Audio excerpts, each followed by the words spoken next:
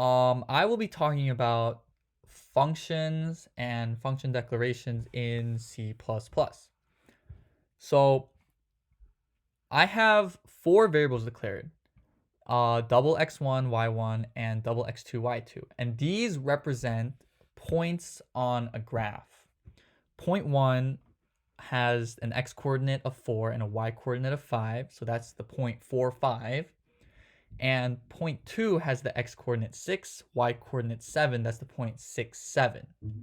So the thing I want to find out first is the distance between these 2 points. Now, the distance formula is somewhat simple, so let's just declare distance variable, and that would be the square root of x1 minus x2 squared plus y1 minus y2 squared. And I included the CMath library so I can use the square root in the power functions. Now, let's use namespace std for this. If I see out distance, we'll see that the distance between these 2 points is 2.82843. Cool. The thing is, typing this whole distance formula out was kind of took a long time, and I don't want to have to type all this out every time I want to find the distance between 2 points. So what can I do about that? Well, with functions, I can speed the process up by not having to type all this code out every time I want to do this thing. So let's declare a function. You have to declare functions before you actually use them. So I will be declaring it above main.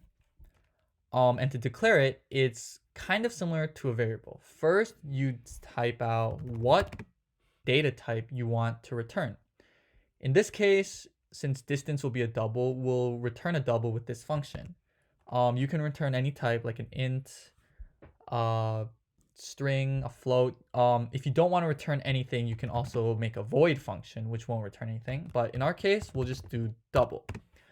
And after you specify the type, you have to name the function, and we'll just call it distance formula.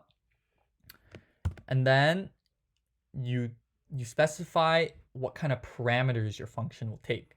So in our case, we'll take double x1, double y1, and double x2, double y2. So the 2 points that we want to find the distance between. And then curly brackets to actually type what code the function will execute when it's called. One thing I want to say is you don't have to put the code right where you declare the function. This whole thing is the function declaration, and the program will now know that this is a function that exists. So here,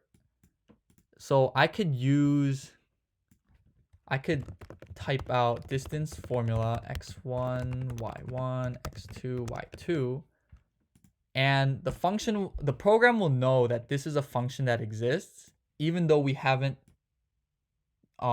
written out what it will do yet. So now let's write out what this function will do.